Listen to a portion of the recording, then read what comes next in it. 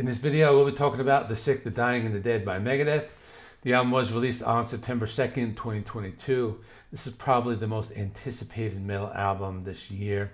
I remember last year at this time, I think Iron Maiden released their album, Senjutsu. And now, it's a year later, now Megadeth are releasing their album. I think it's maybe like the same day.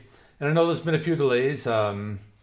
It's one of the bands I've been listening to since I was about 17 years old. I still have a few of my CDs that I bought back then. Those are the ones you see like right there behind me.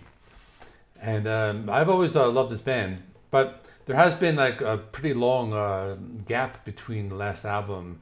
Dystopia has been like long years. And Dystopia was good. And I think on Dystopia they were kind of trying to make another Rust in Peace, but they kind of like fell short a little bit. And on this one, I think they were going for another like Countdown to Extinction mixed with a little of Endgame. That's kind of what I think. You know, it's a lot of good stuff, some stuff that's not so good. So I'll be talking about that all in this video. So let's get into it. So the album is 55 minutes long.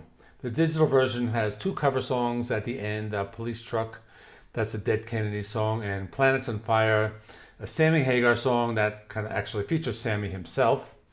But the rest of the album is just 12 songs. That's the version that's on the CD and the vinyl, and those are the ones I will be focusing on for the rest of this video. So the way I'm going to do it is I'm going to pick 4 songs that I thought were like the best of the album, 4 songs that were the weakest, and 4 songs that were good but not great. So that's a total of 12 songs. So out of my favorites, Dogs of Chernobyl, I think that's maybe one of my favorites. What's cool about this is that part of the song was written by Dave Mustaine's radiologist. He was asking for some help with like the lyrical topic, and he ended up like keeping like the part of the lyrics that this guy wrote. It's just a really good song. It has a cool slow building intro. You got the spoken parts in Russian. It's one of those songs has 2 meanings. It's about the Chernobyl disaster and how dogs were left behind, but it's also like a metaphor for like a breakup. So in a way, it's kind of like a love song. And it's a song that takes a lot of influence from like their 90s period. You know, they do have a heavy breakdown. It explores their thrash metal roots, but I think this is one of those songs that fans are either gonna like love it or hate it. And for some reason, like this one really like clicked with me. I liked it a lot. My next favorite one is Night Stalkers with Ice-T. This was the 2nd single, so if you haven't heard the album yet, I'm sure you've heard this one before. Thought it was a good choice having Ice-T. You know, Dave Mustaine did some vocals on the Body Count album, Bloodlust, and he played like this authority figure announcing martial law. Now, Ice-T is kind of like returning the favor. He's playing a soldier, and I know like Ice-T has some military experience, so he has like that perfect voice for that. Song is just one of the best like Megadeth guitar riffs in like a long time. I really love that. I think that's like the best part of this song, and it's just one of my favorites. I really like the old school sound, that song structure. There is a breakdown. It does remind me a little of that song Trust from Cryptic Writings. You know, I've also heard that some people have said that the song might be a little too long, could have been trimmed down a little. Like maybe they could have like cut off that part after that like breakdown, but I think it's good how it is. So I love this one.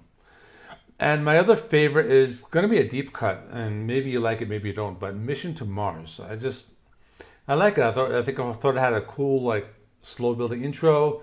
The sci-fi lyrics about going to Mars just has lots of melody. It's memorable. It's not super heavy, but I thought like the song structure was very good.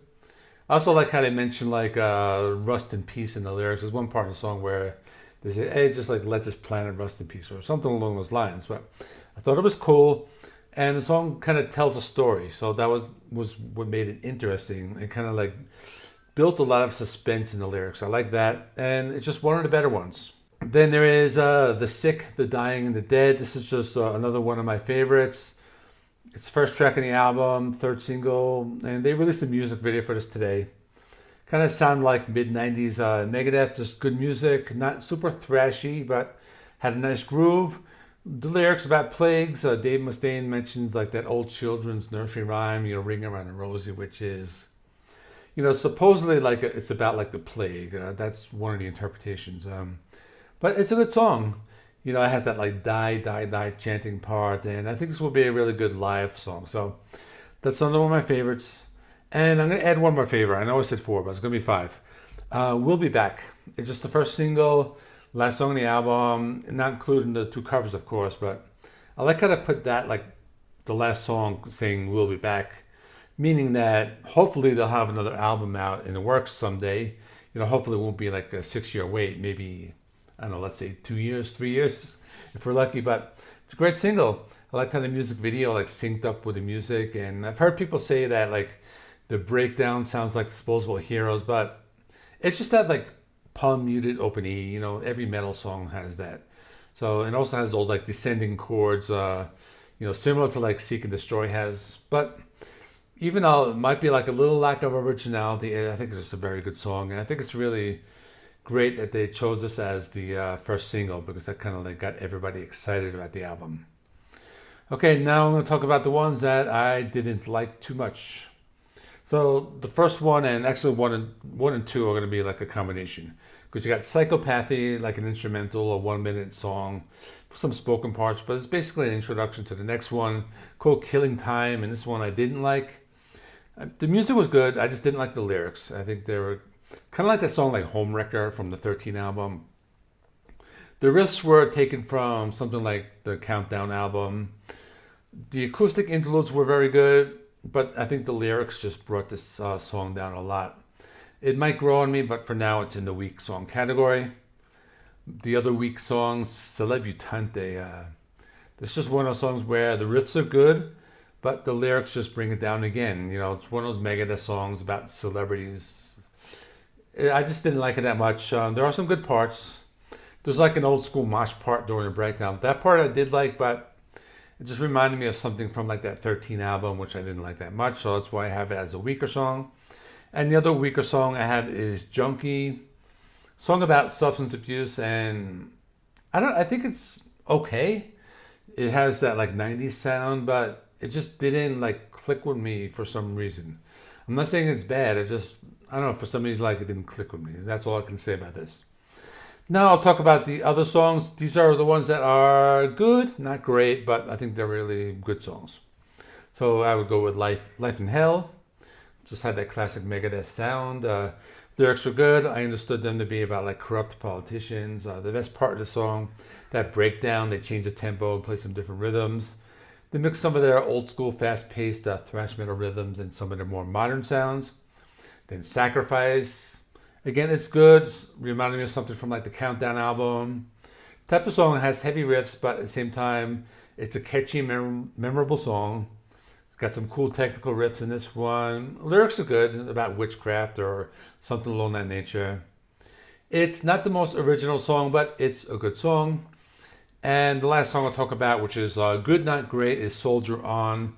This one actually almost put in the great category because it's just very good. You got the killer riffs, the lyrics are well written and just memorable. It's good, but I think it lacked like something. It was like this something there that, for some reason, it's not in that like high tier. But otherwise, it's a good song. This one might like go up for me. But that's all I'm going to do right now. Let me wrap this up. So to answer the question, the best album since Endgame, I would say. Not the perfect album, but a lot of good songs. It's an improvement over Dystopia 13, Super Collider, those albums. It's along the same lines of Endgames, but it's just very good. I know it just came out today, but I know like every other channel is putting out their reviews today, so got to get this out. I will be doing a Megadeth ranking, so we will see where this one falls. That's all. Thanks for watching. See you in the next one.